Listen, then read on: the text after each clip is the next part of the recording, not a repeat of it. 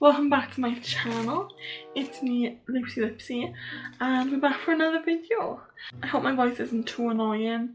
Simon keeps saying that you can't tell the difference from like outside of my head, so we're gonna trust him. I do have tonsillitis, but we're not gonna let that stop us. We're gonna get in today with another video about the CLYDACH murders. So when I read about this case, I hadn't read the book. And as soon as I read the book, I was like, oh my god, there's so many more things that I need to talk about. And so I went straight ahead and I wrote a list. Now basically, when you read this case, you see how many unanswered questions there are. And whenever I talk to people about the case, or even the comments on my last video about the case, people were just saying they don't understand how this could possibly have happened and how he got prosecuted twice for this ridiculous case. So obviously I don't actually have any opinions on who committed the crime. That's not my place. I'm not a police officer, I'm not a detective, so I can't go ahead and give you any solid opinions on that. However, what I can say is that I do not believe for 1 second that Di Morris committed this crime. So here we go guys, we're going to talk about the top 8 unanswered questions of the CLYDACH murders. So, number 1, the walk from the pub to the house. So, that night, Di Morris was drinking at the New Inn with his partner, Mandy Jewell. He was at the New Inn, and obviously the murders took place at 9 Kelvin Road. Now, witnesses actually saw Di leave the pub at 11:30 on the last orders. At 11:48, Mandy and her 2 daughters returned home via a taxi minibus after babysitting. Now by this point, we have to remember that Doris had been murdered. Doris being the mother of Mandy. So I just want to take a second to remind you guys who don't live locally to CLYDACH, the New Inn is 0.6 miles from 9 Kelvin Road. According to Google Maps, the 0.6 mile trip would take 13 to 14 minutes on foot. That's not including the steep incline that it starts off with and then the further steep incline that happens next. You've got to remember as well that this was late. There were no torches and your phones available. I'm not aware if there were street lights, there may have been, but it is a dodgy walk for a start. And Di was on amphetamines. He was on amphetamines and he was, and I quote, 8 drinks deep. Alcohol is a central nervous system depressant, whereas amphetamines are a central nervous system suppressant. So my question is, could someone drunk and high walk from the New Inn to 9 Kelvin Road, find the fiberglass pole, enter the house with no difficulties, kill someone, go downstairs, mess with the fuse box, hide and be ready to kill Mandy and her 2 kids in 14 minutes? Number 2, so speaking of the fuse box, let's pretend Di made that 14-minute trip, okay? We're going to pretend that he did it, and then we're going to put him in the house and say he did these things. This leaves him with 4 minutes before Mandy arrives. In these 4 minutes, he has to, like I said, get into the house, find the fiberglass pole, go upstairs and attack Doris. Now, another fact is, nobody else had keys to this house other than Alison Lewis, lover of Mandy. The only way they would have got in with keys is if they'd taken them off Alison or Mandy. We're gonna also talk about, could someone drunk and high fix the fuse box? Because I know that if my fuse box went when I was drunk, I would not be able to find it. I know I wouldn't be able to fix it. It's something that you're asking a lot of someone who's drunk and high to do. Also, how would they know where it is? I'm not being funny. Okay, Di and Mandy were booty calls, weren't they? Let's be fair. And that's not me being disrespectful. That's completely respectful. I think that it's a normal thing.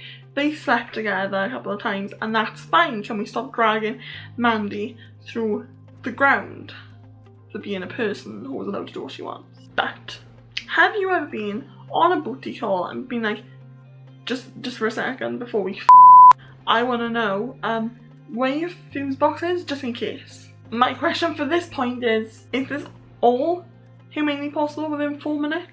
Number 3, the randomer being dropped off.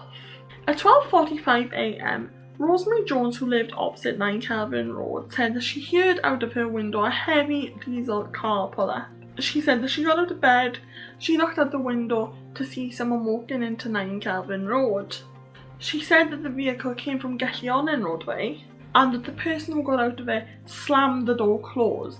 Now she said that she watched the person walk into the house. She said the downstairs lights went on first, she watched them walk upstairs, they turned the lights on upstairs in the hallway, and then everything went off. She said she saw the shape of someone's head in the hallway. Now she did call the police the next day, but they only set out for anyone to come forward and nobody was ever identified. I question why the police didn't look into this further, because that is evidence that there was more than one person involved in the CLYDACH murders. There were 3, because there would have been the person inside the house who we knew was already there at this point, there would have been the person that dropped the person off, and there would have been the actual person who got dropped off. So, to me, that's proof that there's more than one person involved. Number 4, the wristwatch, the washed body, and the vibrator. So after Mandy was murdered, she was put in the bath and she was cleaned. Now this is a suggestion of trying to remove the guilt, a ritualistic thing, or of course to cover DNA. Now what's interesting here is that to cover the DNA on the body, it would have needed a special type of bleach. And it's an oxygen-based bleach that you can only tend to find in places like police offices or hospitals or places of higher authority then. There was only one little bit of evidence found on Mandy's body, and this was of Alison Lewis's. It was bodily fluids, and as we know, they were having sex at the time. However, Alison denied having sex with her that day. Something confusing about this is that Mandy had psoriasis, and this meant that she had to shower a couple of times a day to feel comfortable. Now, even if they'd had sex that morning, she would have gone in the shower and surely she would have removed the bodily fluids. But I suppose things like that can just happen. Now, there was no blood on the watch that was put on Mandy clearly after she died, otherwise there would have been blood splatters on it. This watch was given as a gift from Alison Lewis to Mandy. Di Morris had seen it a couple of weeks earlier and asked who it was from, and she replied saying it was from a lover. Now I don't understand why this vibrator is ignored.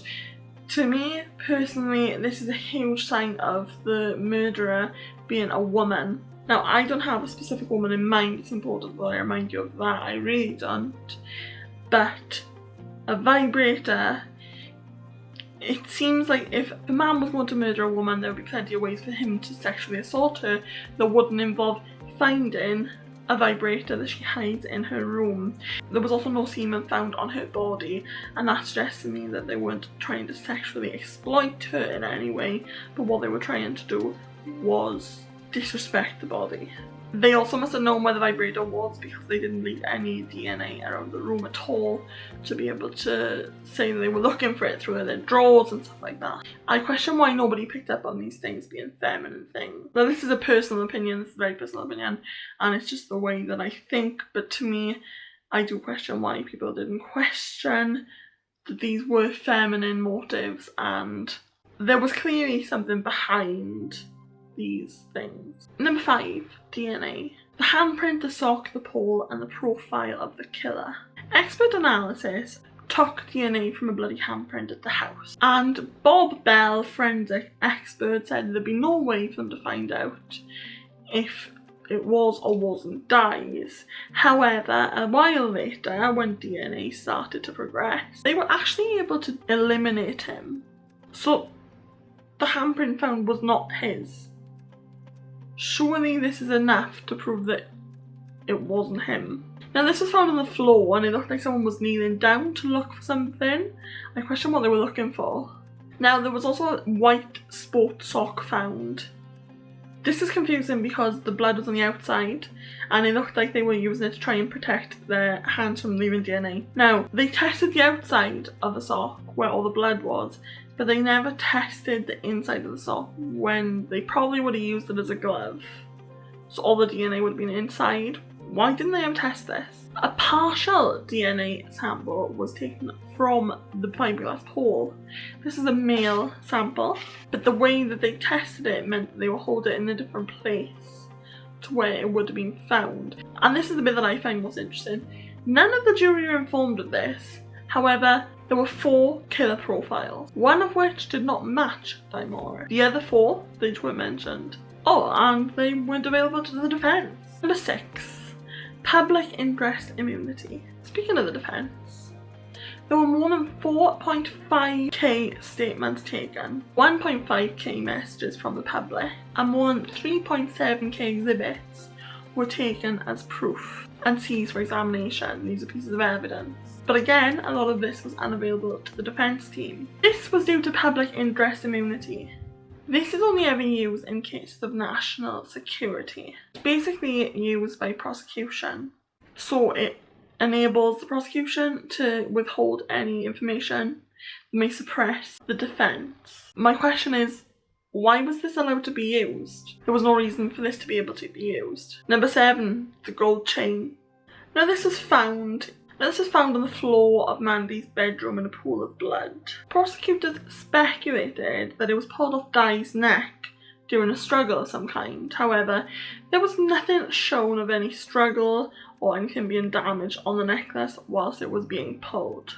The chain only had Mandy's DNA on it, which is weird because Di was said to have worn this every single day of his life, type of thing. It's like anyone who would talk about Di would know about this gold chain that he had. If you wore a necklace for 5 minutes, it would have your DNA on it. Another thing is that Louise Pugh, a close friend of Mandy's, was there the day before. She had said that she caught Mandy and Di sleeping together. It was a very embarrassing moment for the two of them. However, they got on with it. And afterwards, Louise saw that his necklace was left there. She said, "You better go and hide that because otherwise people are going to start saying things." Mandy laughed, picked it up, took it upstairs and put it in the bowl next to her bed. Louise said she went upstairs and she saw something sparkling from there and she assumed that it was put in there. So we knew that his necklace was there anyway. My question is, was the necklace used as a plant of some sort? Was it even his necklace? Why was there no DNA on the necklace? Why is there so much emphasis put on this necklace? Because it seems like the whole case is based around the necklace. Number 8. The men dressed in black and the bundle. Around 2 or 2:30, Mike, a taxi driver, said he saw 2 men on Bardware Road. He is 100% certain that these 2 were Stuart and Stephen Lewis. I'll remind you that Stephen is husband of Alison Lewis, the woman who Mandy was having an affair with. He called the police and they said they would get back to him, however they never did. They were both wearing dark clothes. And at 2:30, Nicole Williams, who was on her way back from a night out, said that she was driving up the lane and she saw a man walking as she walked up to the area, so she thought she'd pull over to see if it was someone she knew to give them a lift back home. He was wearing a dark bomber jacket and carrying a bundle under his arm. When she went forward and she saw him from the window, she said that she didn't recognise him at all, so she just rolled her window back up and she carried on driving. Now, she went forward to tell them exactly what he looked like. She created an e-fit, actually, and this e-fit looked a lot like Stuart Lewis. Stuart, however, was never picked for a lineup, but Stephen was, and she picked Stephen out of a lineup. But this wasn't carried forward to jury as they told her it was a mistake. And then at 4:30, a guy called John saw a man at the bottom of Gellionnen Road in a bomber jacket, also holding a bundle. He said that he had to slam on or he would have killed him. Now, John didn't report this because he had personal issues with the police. He said that he was a bit of a bad boy and it made him feel uncomfortable at the thought of going forward and telling anyone about this. Now, my question on this is, these 2 men were clearly acting sketchy. Even if it wasn't Stuart and Stephen, why wasn't this looked into further? Because there were clearly 2 men walking around CLYDACH that night when they weren't usually walking around there.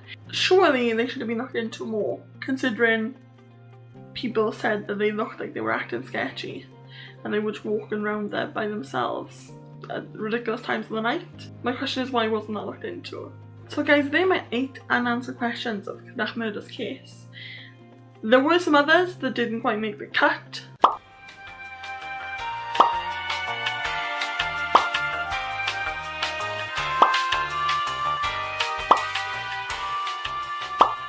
save those for another day. So guys, if you have any unanswered questions from this case, why don't you leave them in the comments and maybe some of us can get involved and try and think of any reasons why.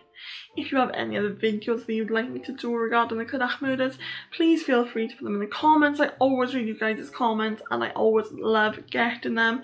It's appreciated so much and I love it when you guys interact with me on my videos. If this is the first time you see me, I'll pop a link there for my video to the CLYDACH murders case. If you haven't heard of it, then that might be a good place for you to start. And if you're not yet subscribed, I would absolutely love it if you went and hit that subscribe button, turned on the notification bell, and as always guys, never let anyone dull your sparkle. I see the blue for me and you, and I think to myself, what a wonderful world.